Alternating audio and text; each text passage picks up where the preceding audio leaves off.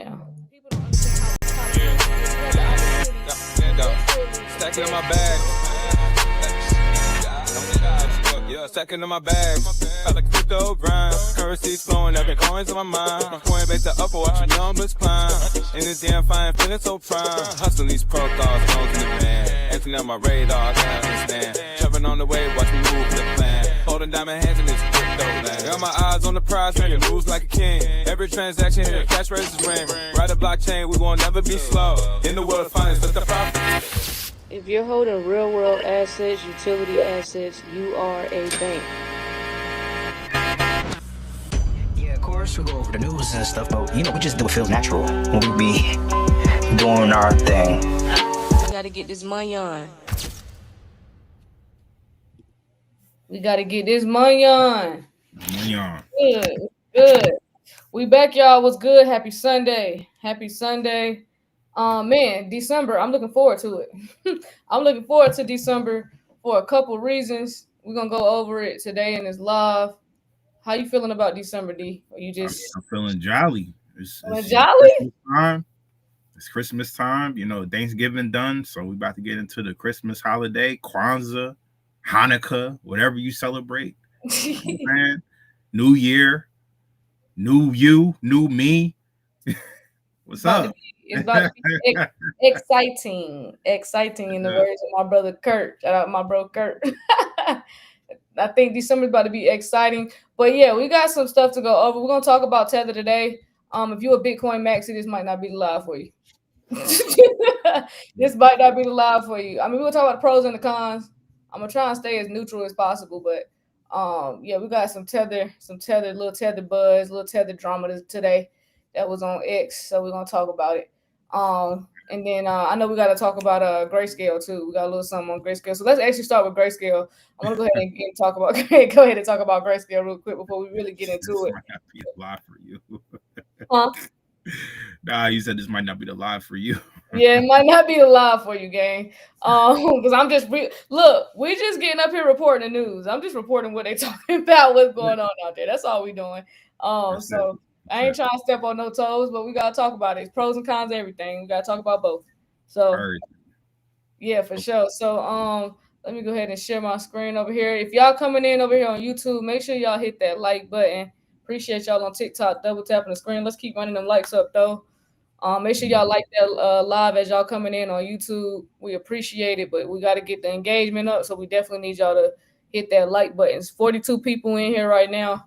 We need to have 42 likes, you know what I'm saying, or close to it.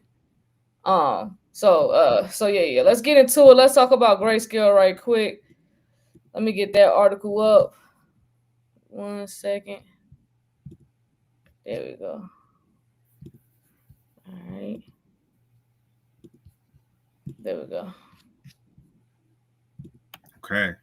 So Grayscale Zcash ETF. So regulated privacy or just the privacy theme. So Zcash offers optional privacy.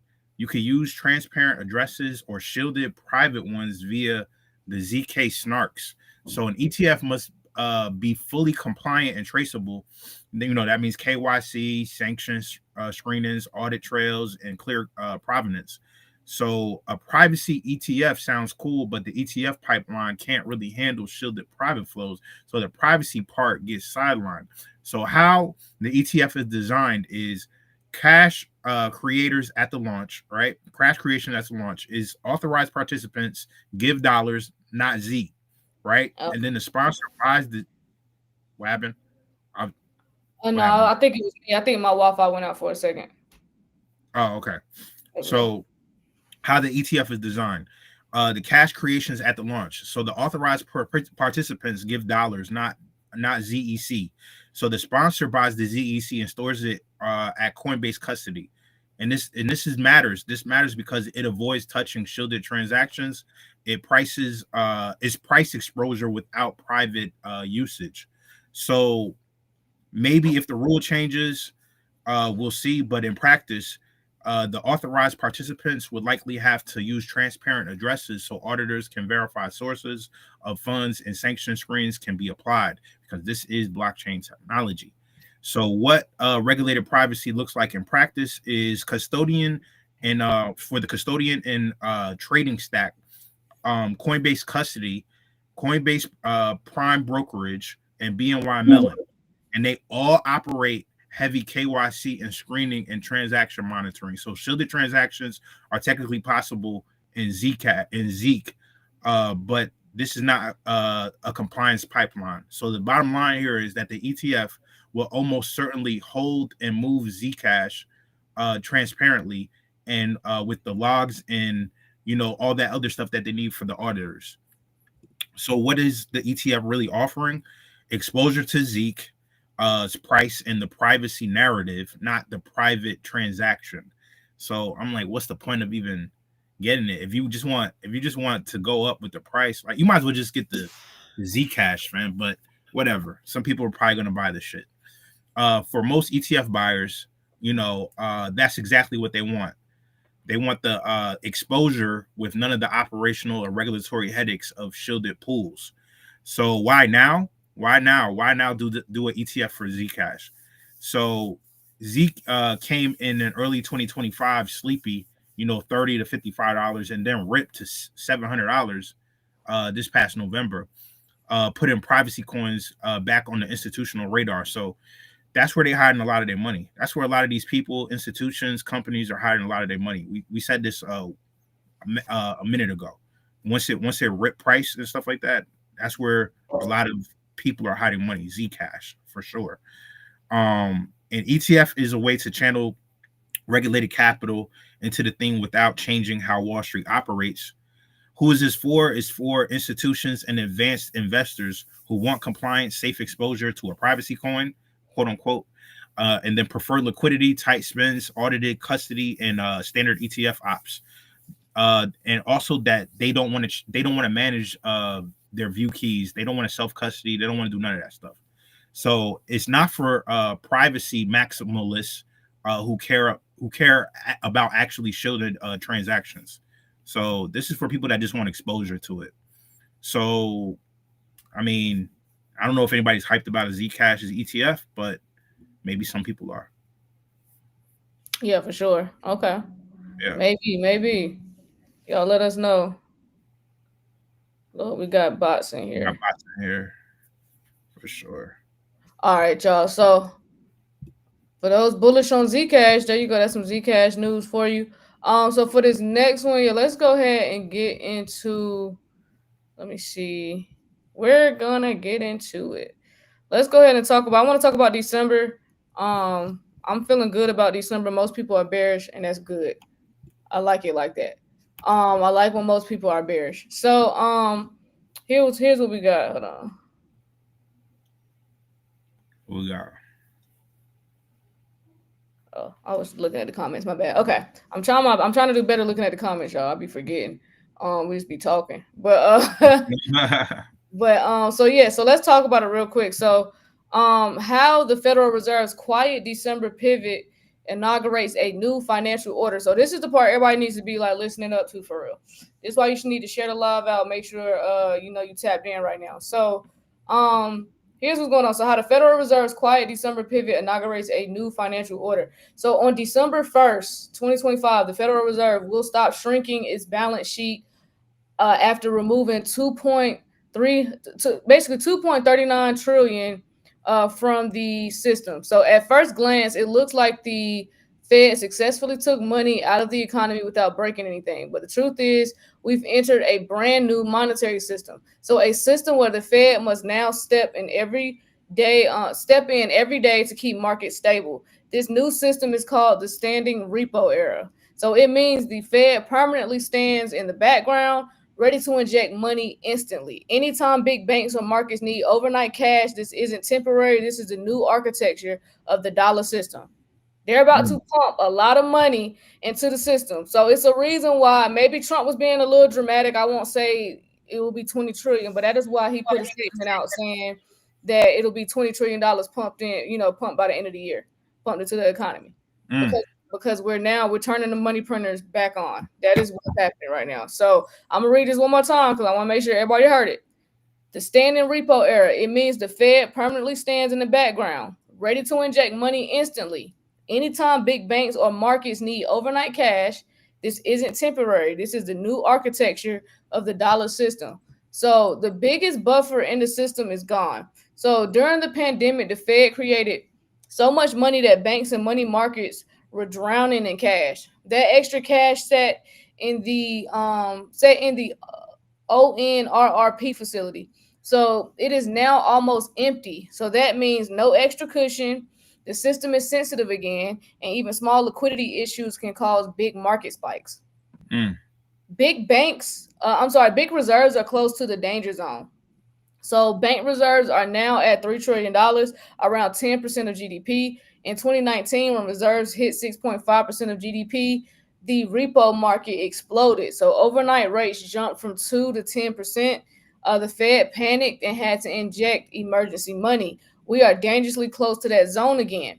So the standing repo facility is now permanent. So it was originally meant to be a break glass in case of emergency tool. It now has to be used regularly. So on October 31st, banks tapped into it for $18.5 billion in one day, which is the largest ever. So this means SRF works, but now the market needs it daily. This is why the author of this article calls this era the standing repo era. So the Fed will forever have to absorb treasury collateral, provide overnight cash, prevent repo rates from spiking. So this ties the Fed directly into the daily plumbing of financial markets. So rate cuts in December are likely. So the market thinks the Fed will cut rates on December 10th because government shutdown hit inflation data, jobs data weakened, and most Fed members turned dovish. But a few hawks warn cutting rates while liquidity is stressed could be dangerous. So the Fed is now the permanent funding arm of the U.S. government. So the Treasury has $36 trillion in debt, $1 trillion in annual interest, massive ongoing deficits. The SRF makes Treasuries function like, what is this called? Quasi money? I don't know how to pronounce it. QUASI. Quasi. Quasi money. Because banks can instantly turn them into cash every night. So this is near monetization of government debt. So what this means for our assets is it's a strong bullish macro environment. So Bitcoin pumped as soon as the market realized QT was ending. The recent pullback was because of uncertainty, but the long-term case strengthened. So Bitcoin thrives in environments where the Fed must constantly support markets. So stocks is also bullish near term because QT is ending, rate cuts beginning, liquidity is no longer negative, but long-term rates may not return to the ultra low 2010s era. That means valuations could face pressure later. Also, bonds is a huge winner. So QT was the main force pushing yields higher. So with QT ending, long-term yields have room to fall. And then gold. So gold is above $4,000. And it's all about regime uncertainty. Countries don't trust the new system, so they buy gold to hedge the long-term structural shift.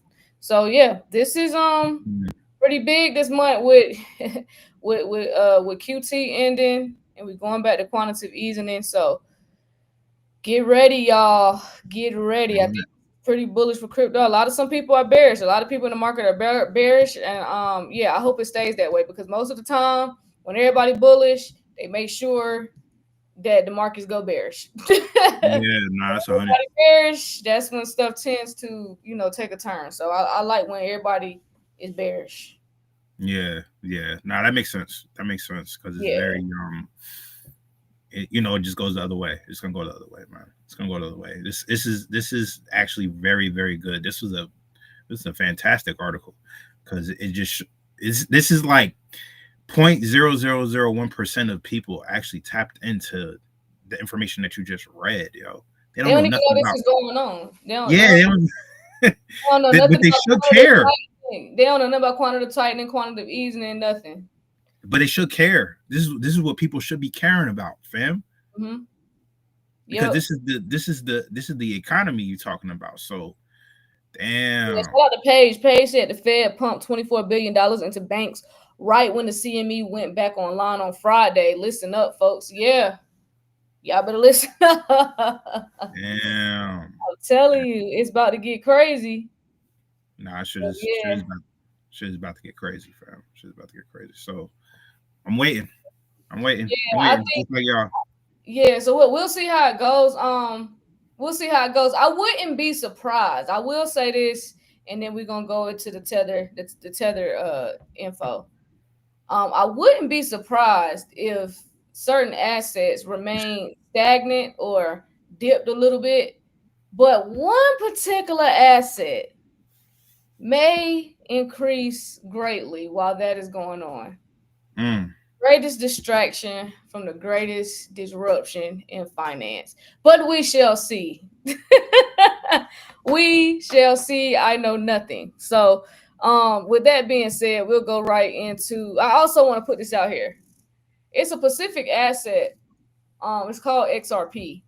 And as of right now, at these current prices, let me make sure the price is what I think it is before I say this. Yeah, at these current prices, it would only take a $30 XRP to dethrone Bitcoin at these current prices. I think it'd be Mm. around between $30 and $35, if I'm not mistaken.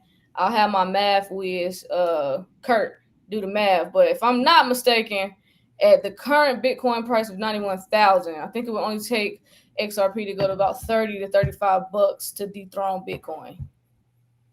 So what's going to happen when that happens? When people find out that Bitcoin, who has been holding this number one spot down for the longest, and shout out to Bitcoin for holding it down.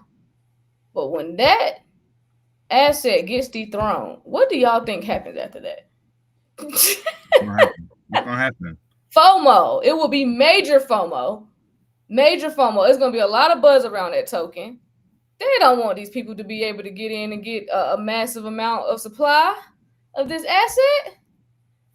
Listen, we gonna see what's getting ready to happen. I'm pretty bullish. We'll see. We'll see. Yeah, 21 Yeah, share man. spot XRP ETF goes live in less than 24 hours. Then you got the rumor about a BlackRock ETF, XRP ETF. It's People are people gonna panic, sell Bitcoin, flood the XRP XLM. Then it will cool off. and cool off. Yep. So let's see what happens. Let's see what this month holds for us. You know what I'm saying? If I'm wrong, I'll stand on it. If I'm right, I'm standing on it. Either way, I'm gonna stand on it. Yeah, yeah, yeah, yeah. I We'll mean, see. We'll see. That's the fun we part. Just having fun with it. We'll see what happens. You know what I'm saying? At the we end of the are day, we just lucky and blessed to be here for real. for sure, for sure. Yep. Love Ty said, "Buckle up, buttercups." Buckle up, buttercups. 100. All right, y'all. So let's talk about it real quick. So we got strategy. So I got an article here from Cointelegraph. That says strategy will sell Bitcoin as last resort if MNAV drops. So capital Mm. is unavailable, and this is, of course, the CEO, strategy CEO. So let's talk about it real quick. Yeah, let's. I got you. 1 second. Here we go. All right, so strategy CEO, which is Fong Li, I think I'm saying that correctly. Fong Li recently said the firm would only consider selling Bitcoin holdings if certain conditions are met, specifically if its market to net asset value falls below 1. It cannot raise fresh capital. So he emphasized this would be a last resort, not a change of long-term policy. Strategy prefers to continue accumulating BTC rather than sell. So the motivation, strategy has large fixed obligations, including 750 to $800 million a year in dividend payments tied to recently issued preferred shares. So the business model, so when its shares trade at a premium to the NAV, strategy raises capital, which is equity or preferred shares, and uses proceeds to buy more BTC, thereby increasing the Bitcoin per share ratio. So if that premium disappears and alternative capital raising becomes unattractive or unavailable, selling some BTC becomes mathematically justifiable to meet obligations without issuing deeply discounted equity. So in short, strategy hasn't declared a sale, but set a conditional option to liquidate BTC under stress. Mm. Hmm. Mm. Good So Lord. yeah, so this is a major signal, and this let's talk about what this signal reveals. So for let's see. So this is more than just a corporate disclosure. It's a microcosm of systemic risk and structural limits in crypto treasury models. Okay. Treasury hedge crypto exposure isn't bulletproof. So holding large BTC reserves works until capital structure, obligations, dividends, debt, preferred shares interact with market cycles and capital raising viability. Strategy setup exposes how even the hodl forever operations may crack under stress. Didn't somebody in the chat just say people gonna panic sell Bitcoin? That's kind of what they're saying right here. Um, I was just putting that together real quick. That was some good. Yeah, that was good. Liquidity and finance independence matters. So their model depends heavily on being able to issue equity or preferred shares at favorable valuations. If markets turn bearish, that lever becomes dangerous. The conditional sell clause makes that explicit. Then you have the downside tail is non-trivial. So should MNAVs compress and capital dry up, and they choose to liquidate BTC, that could trigger significant BTC sales from one of the largest corporate holders in a fragile macro environment that could ripple across crypto markets. It shows the structural tension between asset accumulation and capital obligations. So holding BTC as a long-term reserve is not the same as holding BTC under a levered finance corporate balance sheet with recurrent payout obligations. So yeah, so not all Bitcoin exposure is equal. So a spot BTC position behaves very differently than a leveraged corporate BTC treasury like strategy. So yeah, I just wanted to kind of point out the difference in those two. And then as more institutions or treasuries accumulate crypto, we must account for financial risk, payout obligations, debt structure, and not just price exposure, as well. So, oh, I don't know. So they basically letting y'all know that if all else fails, they gonna have to sell. I mean, this Have is to sell. buyers, sellers. I mean, then your boy Michael Saylor post a picture with the ship going down.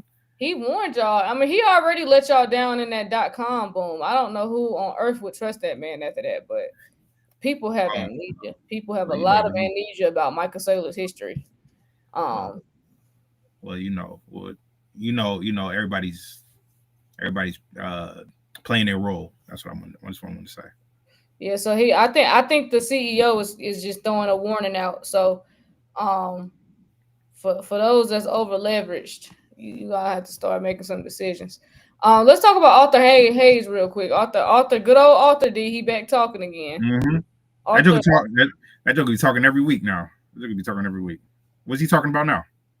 So Arthur Hayes, he claims Tether is at major risk and crypto backs USDT issuer. So we got Arthur Hayes and then of course I know that these Paulo over there at Tether clapped back in a Mm. tweet, and we got an article for that as well. So like we said, we're gonna talk about the pros and cons. If you pro Bitcoin, I told y'all this might not be the live for you. Some of y'all can't handle it.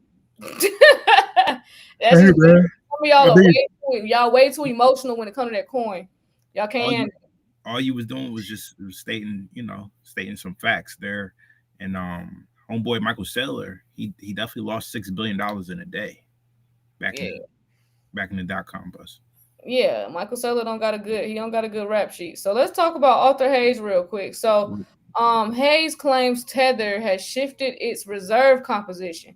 So moving away from safe cash like instruments toward more volatile assets, substantial holdings in Bitcoin, gold, secured loans, and other risk assets. So according to this article, Tether publicly reports around $181 billion in total assets and roughly 174 billion in liabilities, meaning on paper it remains solvent, but of those assets, about $140 billion are in liquid or cash equivalents.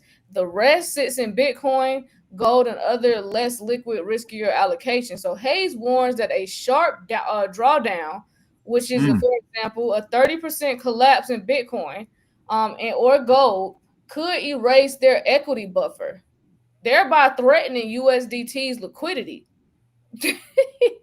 So this is not only haze.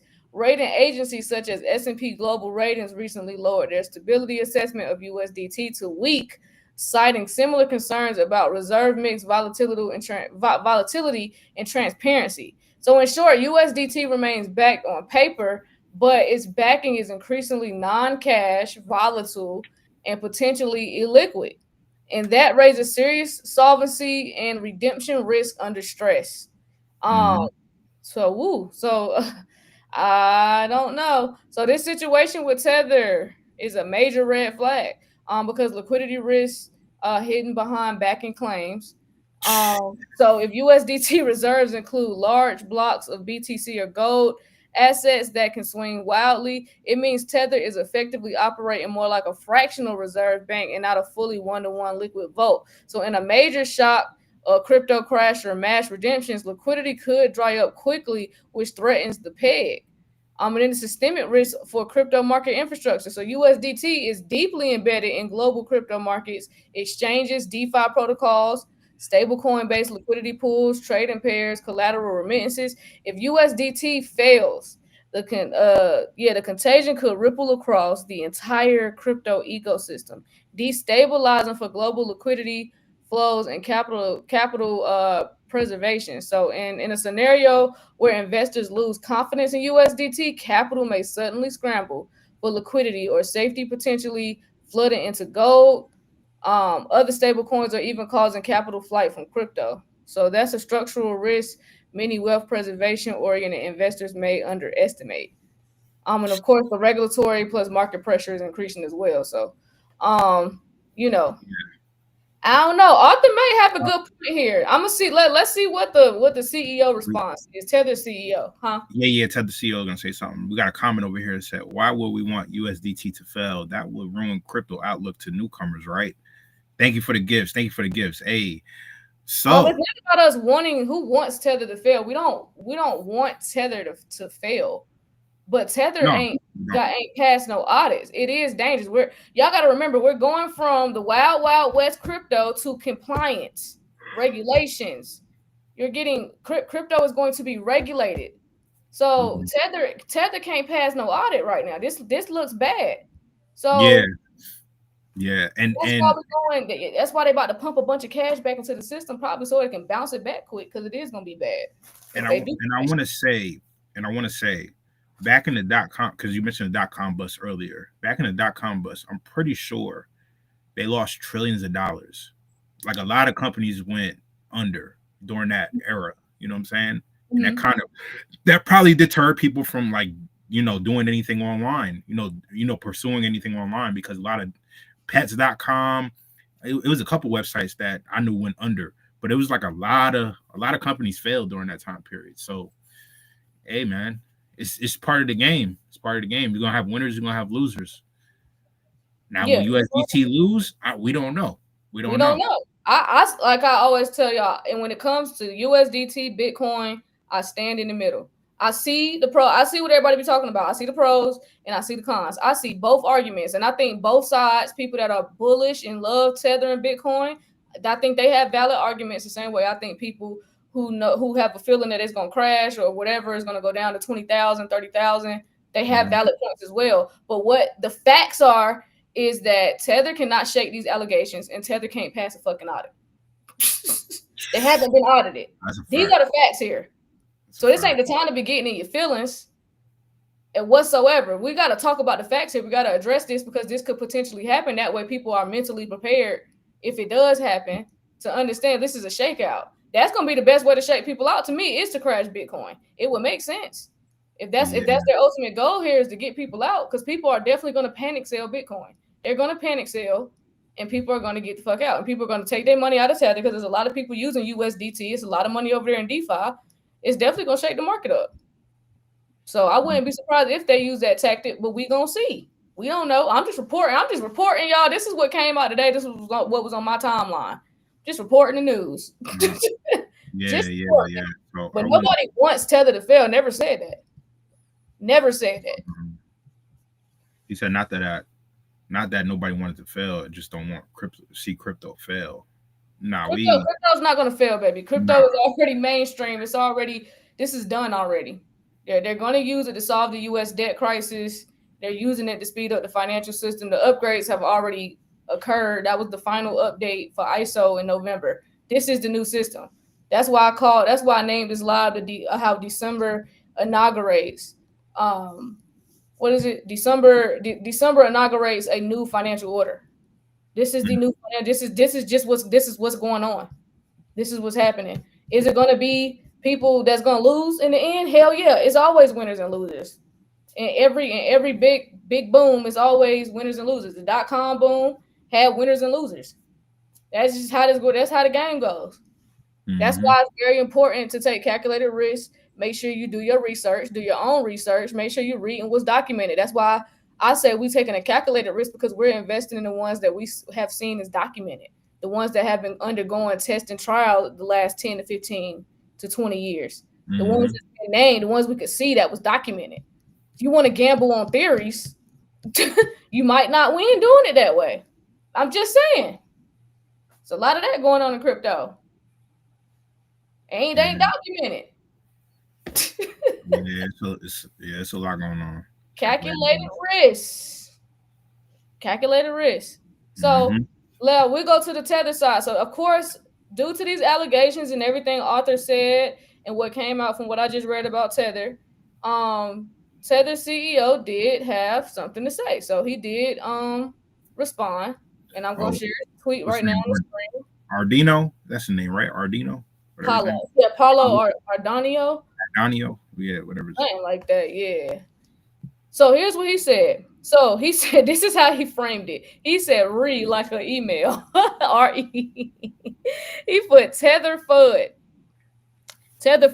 From his latest announcement in Q3 2025, Tether will continue to maintain a multi-billion-dollar excess reserve buffer and an overall proprietary group equity approaching $30 billion. Then he goes on and said, Tether had, at the end of 2025, $7 billion in excess equity on top of the $184.5 billion stablecoin reserves, plus another $23 billion in retained earnings as part of our Tether Group equity. Tether Group total assets is $215 billion. Stablecoin liabilities is $184.5 billion. So S&P made the same mistake of not considering the additional group equity nor the $500 million in monthly base profits generated by U.S. Treasury yields alone. Some influencers are either bad at math or have the incentive to push our competitors. Forever trusting who we are, no, nothing else matters. So that was his response to all of this. Spicy. He said, "Shut up." He like, we got all this motion over here, we got all this money coming. What I think is because Tether USDT is not compliant in the United States, and it won't be able to be compliant under the regulations that we currently have for stable coins and the market structure bill that's supposed to be getting signed here soon. I think they may have to crash USDT, and then they may be just reallocating the money into the stable coin that they plan to start here in America that will be regulated, that will be compliant. They're compliant stable coin that they plan to, because they already said that they're building another stable coin. So that one would have to crash to reallocate money to move it over. So it might be some short term loss here. I don't know. That's just me talking out loud. It could go several different ways. I don't know. But we'll see what happens with Tether. I just know they ain't compliant here. They ain't compliant here in the USA. No, sir. America. They're not even how you have US in your name, but you're not even an American company. Yep. And shout out to Vintage Black. They said with no audit on the firm and balance sheet, the real equity is truly unknown. Because we have no audit. We have nothing to go off of. So Paulo, I like the response, buddy, but you have no audits. Them niggas making up shit. Them niggas right there. Them niggas right in the balance sheet. Putting some numbers in, gang. Like, I don't know what you do. Just put anything in there. Just put anything. Like, I don't know what you got going on, Paulo. You ain't been audited, my boy. How I supposed to know you telling the truth? And listen, we ain't, you know what he's talking about. He's talking about some influencers offer bad They or either either bad bad at math or bad. have the incentive to push our competitors. Well, the math ain't mathing because this is just figments of imagination. All these numbers that just come. Like, where's your balance sheet? Where's your audits? Where's your audits? Where's the paperwork, yo? You're going unchecked. You're going unchecked, fam. You're going unchecked.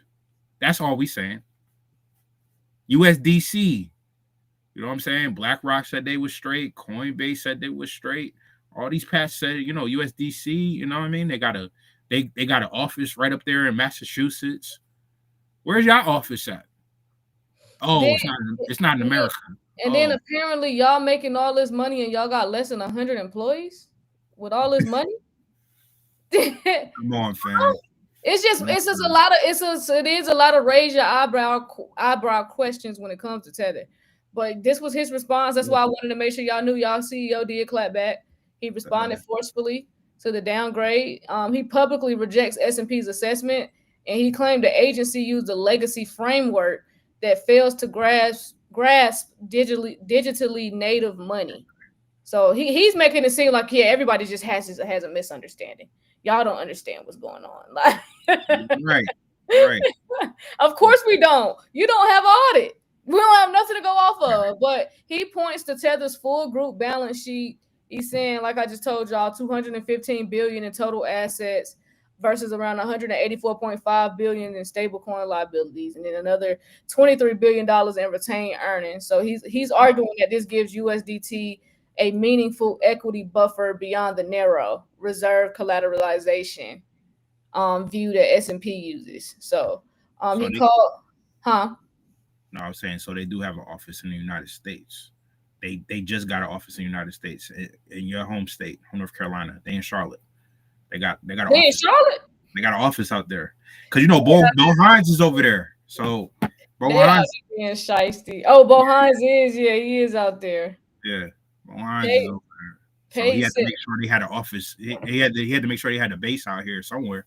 Yeah, Page said USDC and RLUSD are audited by third parties. No reason why Tether can't. They just won't. They sure won't. They won't get audited. So again, I don't know. We're gonna see what happens. We're gonna see what happens with Tether. I just wanted to report that, so y'all was aware. That's all. I just wanted to report it so y'all was aware. I ain't trying to spread no FUD, but this was in the news today.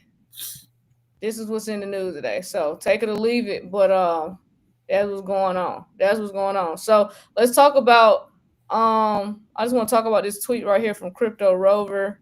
Okay. So big week incoming for the market. So Monday, we got Powell's speech. QT is ending. We got the PMI data and the ISM manufacturing. And then on Wednesday, we got PMI, ISM data. Thursday, initial jobless claims and the U.S. trade deficit. And then on Friday, the PCE inflation data. Big volatility is ahead for sure. Big volatility. I'm glad to put it in all caps. Big volatility ahead for sure. So buckle up, y'all. Like they said, I can't remember who said it in the chat, but shout out to them. They said, buckle up, buttercup.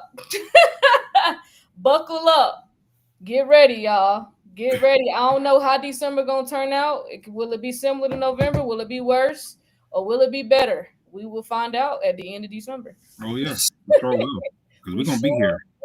We're going to be here reporting it every step of the way. Like I told y'all, once I had moved into my new house, I don't plan to leave my damn house unless I got to. I want to make sure I'm where I need to be to report all this shit because I did a lot of traveling this year and I'm just sitting my ass foot down. Plus, I need this is important. This is like it's December. Tomorrow is the beginning. Like this was shout out to the author of. I want to shout out this author of this article. I follow him on X. What's his name? Shanaka Anselm Pereira. I don't know if I'm saying his name right. It's very foreign. I will not try and pronounce that again. But shout out to him because how the Federal Reserve's quiet December pivot inaugurates a new financial order. So a new financial order is starting tomorrow. They turning the money printer back on. We'll see. So yeah, y'all get ready. All I can tell y'all to do is prepare. I'm looking forward to 2026. You know what I'm saying? I'm looking forward to see how this month ends in these markets. what happens in the cryptocurrency world, Yes. and how we go into 2026. So I highly suggest everybody get their affairs in order. Make sure what I'm saying, you got whatever set up that needs to be set up. Be safe, stay dangerous. We got a class coming up, so we got to hop off. We got a class in about an hour. Well, how long we got it till that class? 2 hours? An hour? What time is it? What time is it? Yeah, it's an hour from now. Yep. Okay. Sorry, y'all. Time. 6 p.m. Eastern Standard Time, 3 p.m. Pacific. One more time. Okay. So yeah, class in an hour. So make sure y'all tap in. Y'all ask for this a live intro to DeFi class. So it's live. It's a live class, so y'all can ask questions and all that good stuff. So make sure y'all tap in. The class getting ready to be in an hour. The link for that's in the bio, and it's in the description as well over here on YouTube. So make sure y'all tap in. We got that class coming up. Intro to DeFi. DeFi, I'm telling y'all, hot topic in 2026. You're gonna want to be familiar with DeFi. So now's the time to be ahead of everybody else. Go ahead and get your feet wet. You know what I'm saying? Because DeFi is getting ready huge. It's getting ready to be huge. It's gonna be a huge topic next year. All the banks got to talk about yield. They got to talk about all this. And don't forget, you get a free month in the Patreon. Free month in the Patreon. Everybody who signs up for the live class, let me be clear. The recording, no. For those that sign up for the live class, you get a free month in the Patreon, okay? So I'm going to make that clear. Free month in the Patreon. Or as well. That way you can see what's going on. Huh? Or if you signed up today, because I know some people may not be able to make if you sign up today for sure. Yeah. So everybody who signed up after today. Yeah. So everybody who signed up after today, nah. But yeah, if you sign up today, free month in the Patreon. For those that signed up before today, you get a free month in the Patreon. So we'll send the instructions out tonight after the class. But yeah, make sure y'all tap in. We're still doing that metaverse class December 13th and 14th. Make sure y'all tap in with that and learn about gaming and how to make money. In Web3 gaming, because that's getting ready to be huge next year. We all know GTA getting ready to drop next year. It's gonna change everything about gaming. Y'all might as well go ahead and be getting familiar with the metaverse. And all that, because all this stuff getting ready to turn up. So yeah, y'all get ready, y'all. Other than that, join the Telegram. You know what I'm saying? Y'all want to be a part of the BlockNation community, join the Telegram, getting that Patreon for those that want to learn DeFi, and earn some passive income, have their assets working for them. Other than that, for those that's in the class, we'll see y'all in an hour. Other than that, we'll see y'all tomorrow. All right, y'all. Peace. What somebody said? Can we what? Can we repost and tag y'all on Insta? Yeah, for sure. Yeah. I answered. Oh, I see that. My bad. All right, y'all. All right, so we'll see y'all tomorrow. All right. All right.